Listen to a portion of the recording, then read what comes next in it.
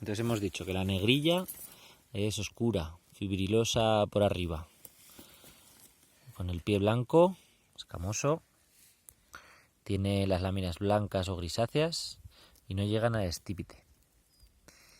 Además, son aserradas, así se ve,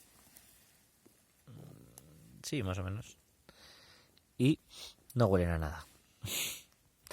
Tienen un ligero sabor a nuez, y donde hay una, eso es. Salud.